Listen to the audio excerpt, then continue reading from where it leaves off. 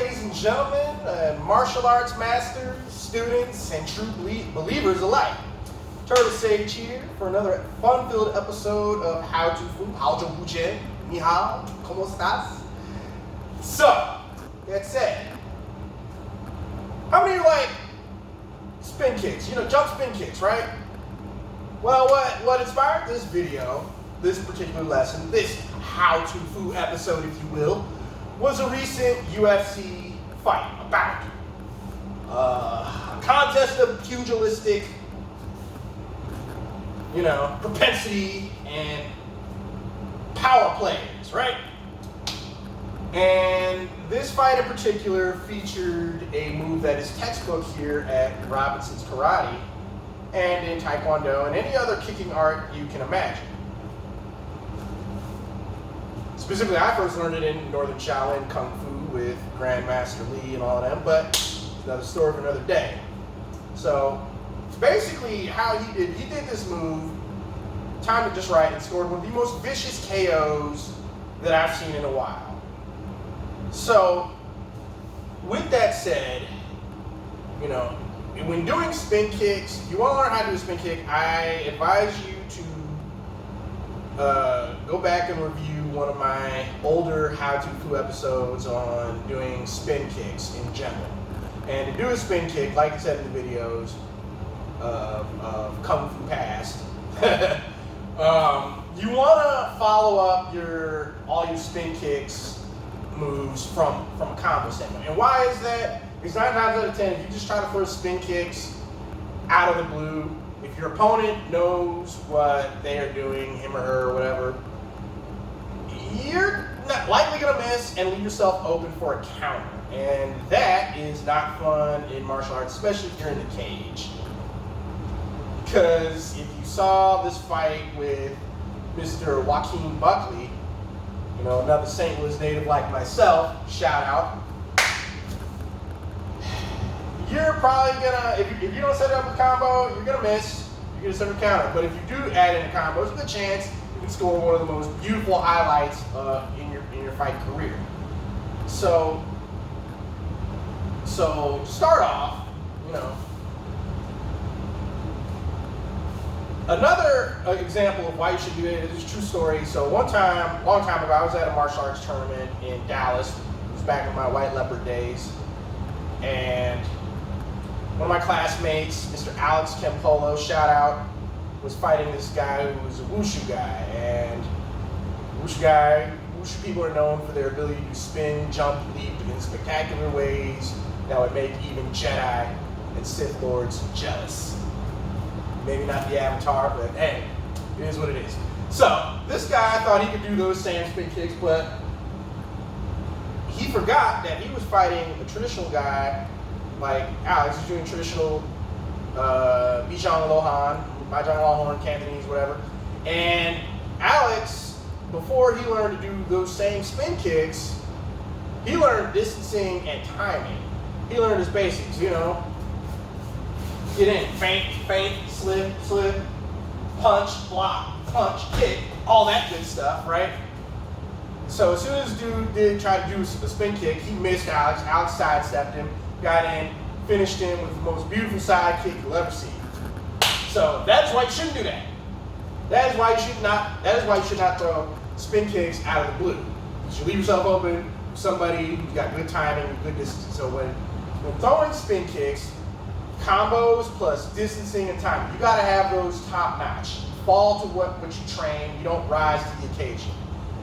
That is not how martial arts works. So, moving on, to do the technique itself, before I would say going in and doing the technique in general, I would practice refining your ability to jump, right? So jump, obviously everybody knows how to jump.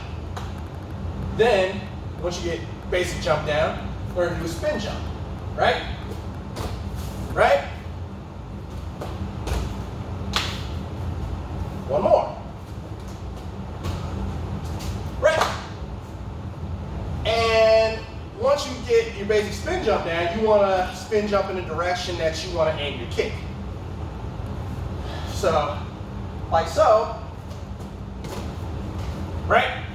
And you can see as I was doing that spin kick and landing where I wanted to throw my kicking leg was starting to come up. So after you've got coordination spin jumping down, I would advise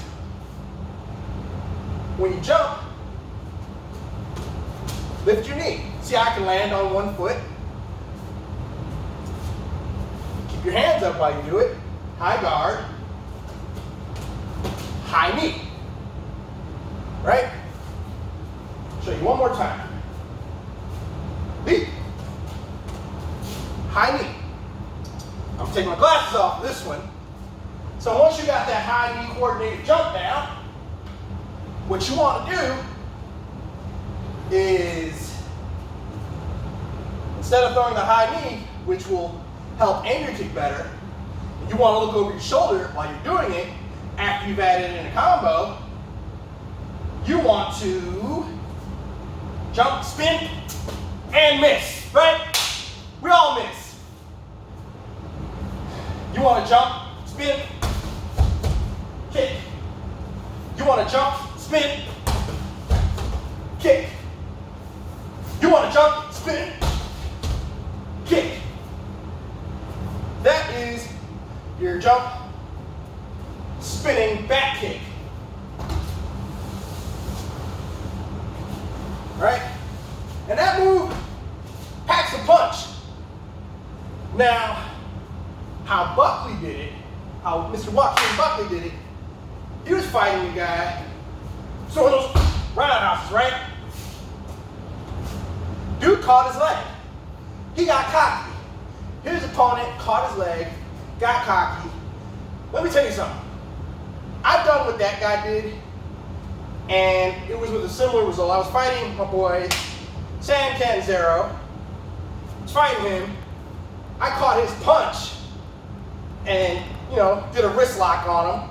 But as soon as I did that wrist lock, I got cocky, right? I was like, I got you now. What you gonna do, buddy? Ha ha ha. Yeah. And Sam was like, I know what he was thinking in his mind. Yeah, I got something for you, you rat bastard. That's how he talks. So he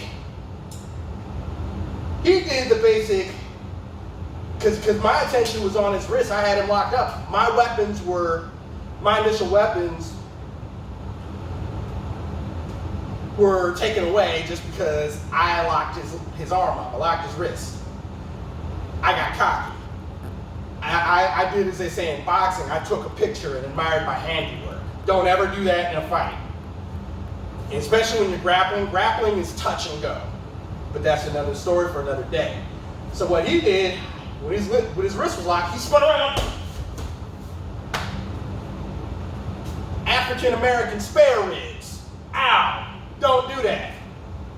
So in the case of Joaquin Buckley, he had his leg caught when he did the roundhouse, right?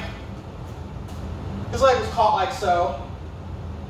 And he had the bright idea, and it was an extremely bright idea because it won him the fight, and one of the most spectacular knockouts that you've seen all week.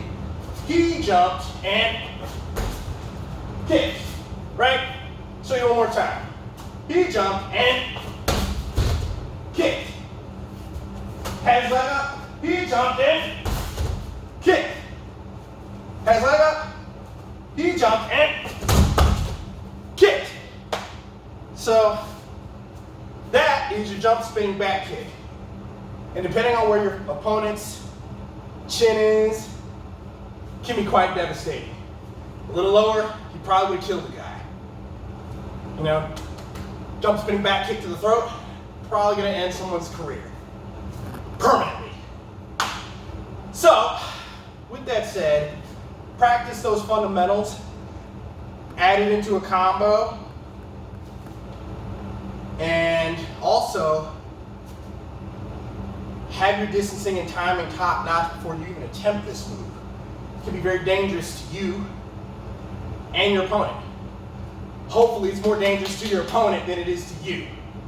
So with that said, train hard, get stronger, my friends and true believers. Be water. Like, share, and subscribe if you were intrigued by what you saw. Turtle Sage signing out.